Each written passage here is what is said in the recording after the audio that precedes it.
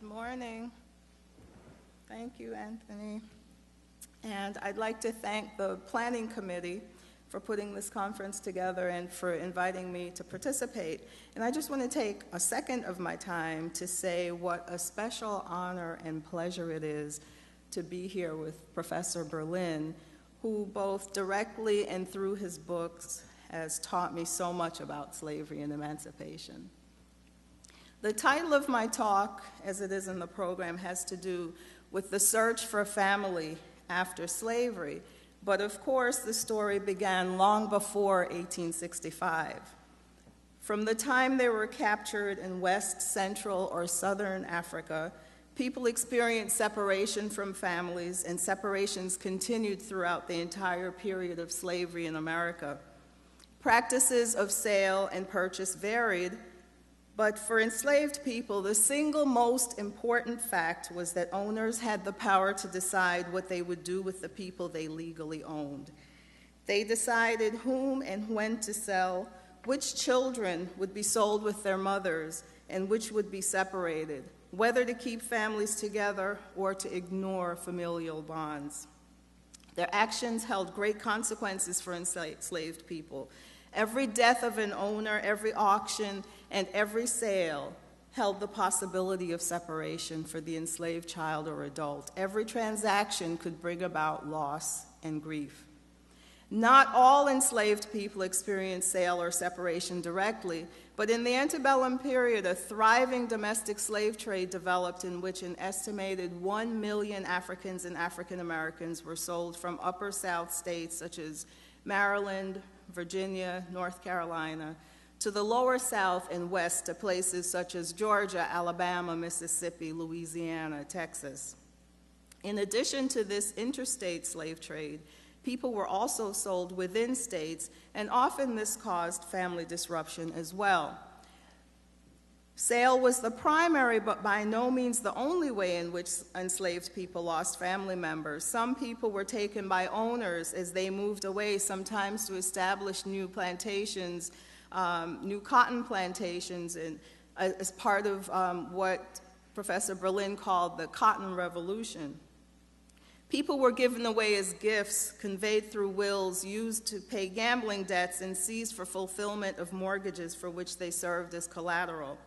Separations could be devastating as mothers lost their children, husbands their wives, and children their parents and siblings, and some of them held on to memories of their loved ones for many, many years. Even during slavery, people made attempts to find their family members. They did this through word of mouth, through running away back to the places from which they had been sold, and even through letters that they wrote to owners, hoping that some word would come back to them. And we can talk about literacy separately. In 1857, for example, Violet Lester wrote a letter to Miss Patsy, the daughter of her former owners, who lived in Randolph County, North Carolina. Lester's letter tells us a bit about the ways in which sales took place, something about the power relationships between owners and slaves, and about the depth of feeling that this enslaved mother had for her child. She first paid her respects to her former owners. This was important if she hoped to enlist their help, and she goes on at some length. Then she detailed her movements after they sold her. And she said, quote, "When I left Randolph, I went to Rockingham and stayed there 5 weeks, and then I left there and went to Richmond, Virginia to be sold. And I stayed there 3 days and was bought by a man by the name of Groover, and he brought me to Georgia, and he kept me about 9 months. And he, being a trader, sold me to a man by the name of Rhymes, and he sold me to a man by the name of Lester. And he has owned me 4 years and says that he will keep me until death separates us, as without some of my old Carolina friends want to buy me again." So he would keep her, but if they wanted to purchase her, he would sell her. Lester had changed hands in the marketplace numerous times. Her life had been chaotic, but now she held on to her current owner's promise of stability and reached back to North Carolina to see if she could put her family together again. So after telling about the turmoil she had experienced, Lester got to the real purpose of her letter. And she said, quote, I wish to know what has ever become of my precious little girl. I left her in Goldsboro with Mr. Walker, and I have not heard from her since. And Walker said that he was going to carry her to Rockingham and give her to his sister. And I want to know whether he did or no, as I do wish to see her very much. And Boss says he wishes to know whether he will sell her now, and the least that can buy her, and that he wishes an answer as soon as he can get one, as I wish him to buy her, and my boss, being a man of reason and feeling, wishes to grant my troubled breast that much gratification, and wishes to know whether he will sell her now," end quote. During slavery, people like Lester seized any opportunity that arose to try to find their relatives, but their options were severely limited.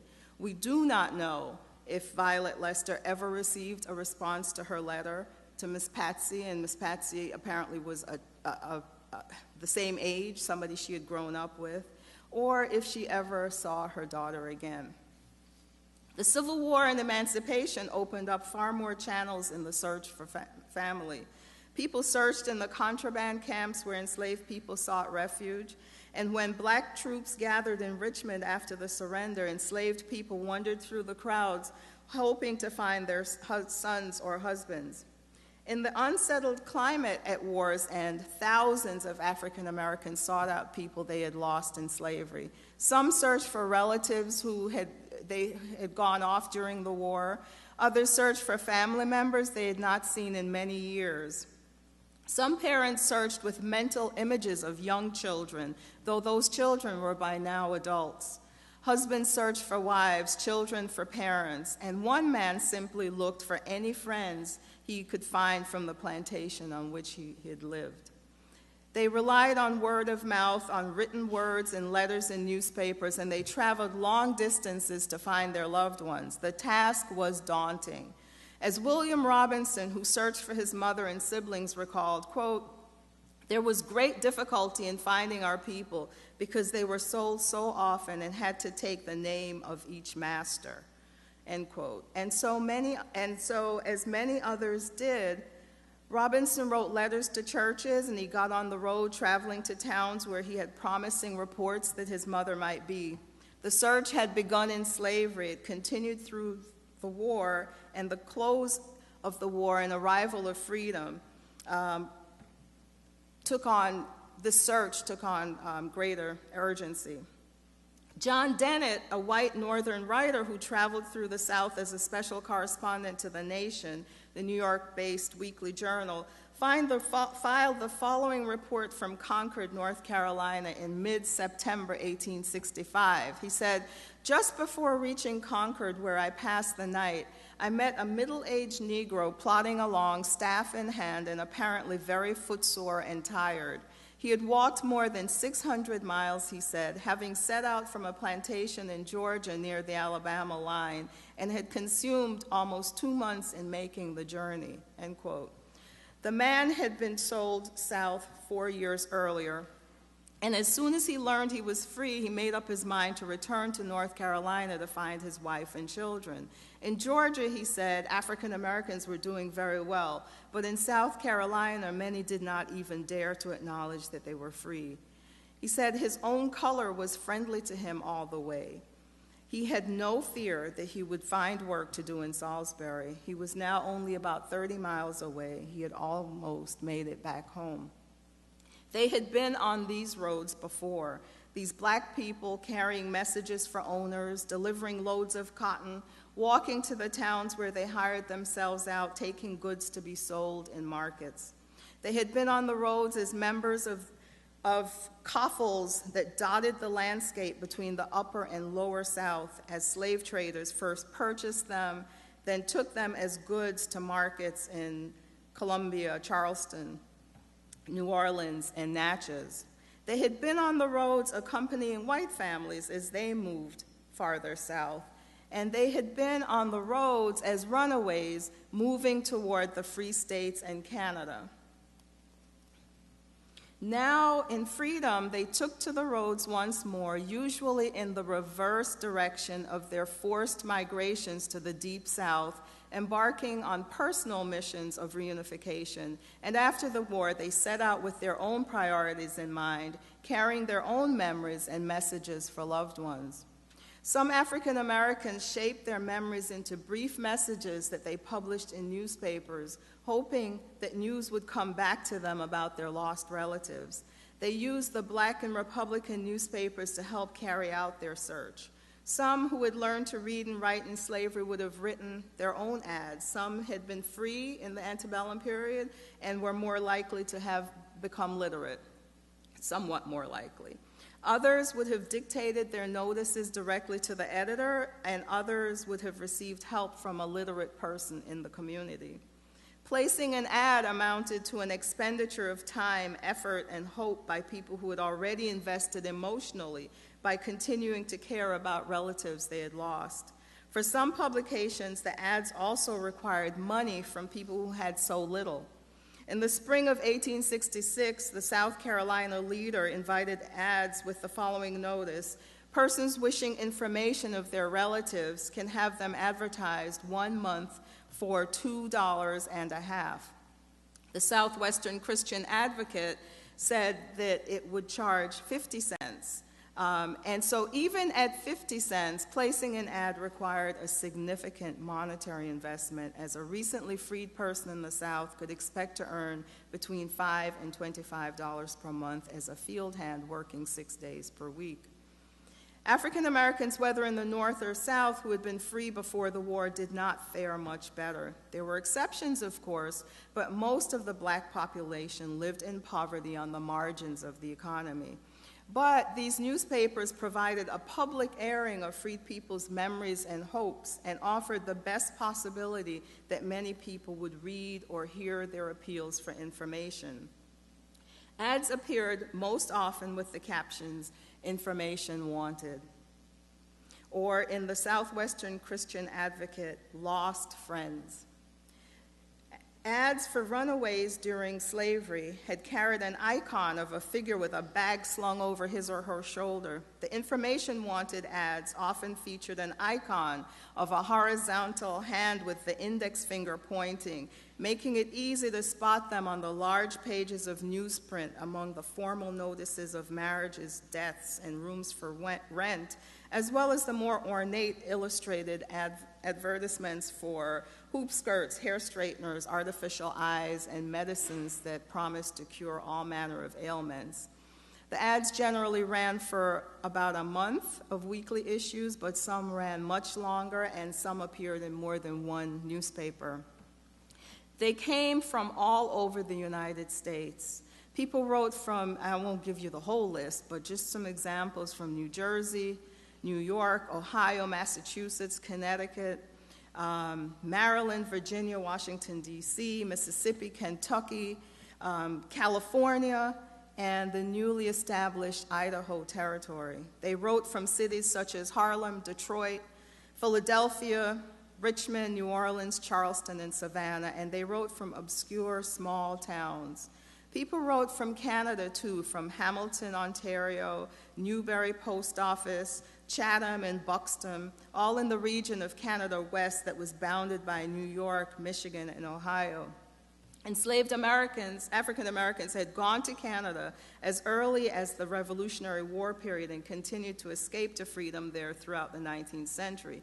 Now they sought to make connections with those they had left behind. The ads that they crafted often consisted of just a few lines of text, but they have things to tell us about the people who placed them as well as about those they searched for. They also starkly present the challenges of the search. People's names had changed, for instance.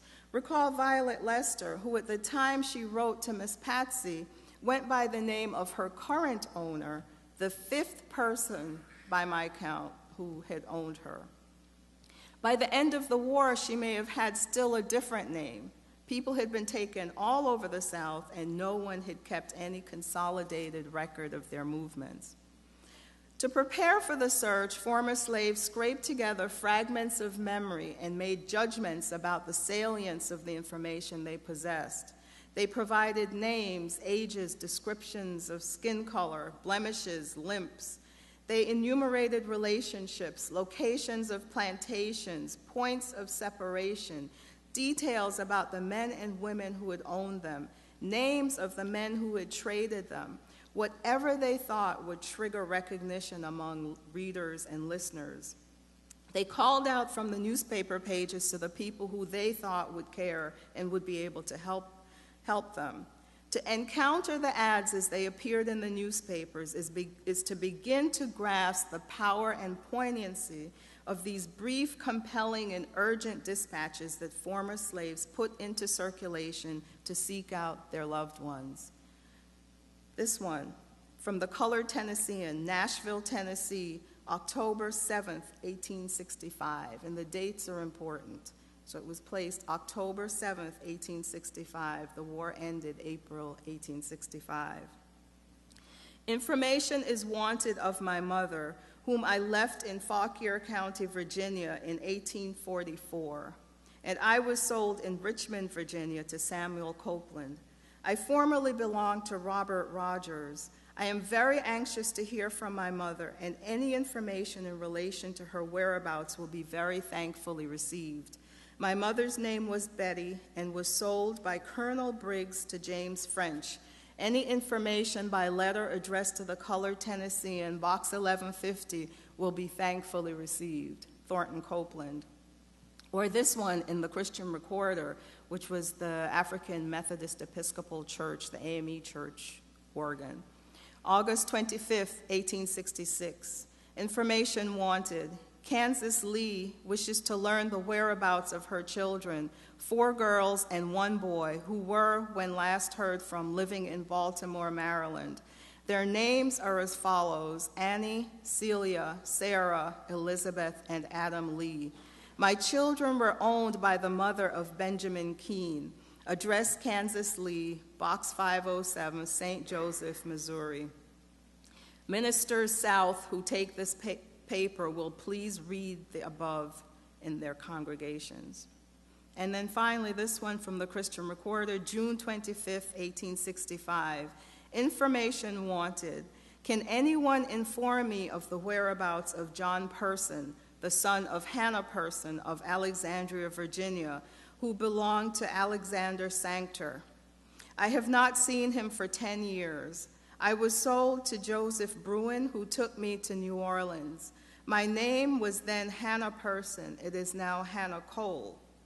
This is the only child I have, and I desire to find him much. Any information of his whereabouts can be directed to Hannah Cole, Philadelphia. The ads were laden with pathos and expectancy, and they speak of hope and memory, but even those with the strongest sense of hope and those who deployed all their scraps of information and resources must have sometimes despaired that the geographical and temporal distances, the instability of names, and the paucity of registries made success impossible. They must have wondered at times if it was worth their investment of money and emotion. But it seems the intensity of their loss and the strength of their desires propel them to make one more effort, and every once in a while it worked. The Southwestern Christian Advocate published this update in March of 1877, A Family Reunited. In the Southwestern of March 1st, we published in this column a letter from Charity Thompson of Hawkins, Texas, making inquiry about her family. She last heard of them in Alabama years ago. The letter, as printed in the paper, was read in the First Church, Houston, and as the reading proceeded, a well-known member of the church, Mrs. Dibble, burst into tears and cried out, "That is my sister, and I've not seen her for 33 years. The mother is still living, and in a few days the family will be once more reunited." People spoke of moments of unspeakable joy when they encountered a loved one after many years. Of course, as we can imagine, reunifications could bring their own challenges. Time had passed and people had changed. Sometimes a spouse was in a new relationship or a child did not recognize a parent. Those who found each other had choices and decisions to make. But most people never found their relatives. Too many miles and too many years lay between them. As Tyne Kendricks, a former slave from Georgia, told an interviewer, "They was heaps of people, of families that I know, what was separated in the time of bondage and tried to find their folks that was gone. But the most of them never get together again, even after they set free, because they don't know where one or the other is," end quote. Still, people kept searching for a long time, and a few placed ads in the newspapers until 1903, nearly 40 years after the Civil War ended, hoping against hope that they would find their families again. Thank you.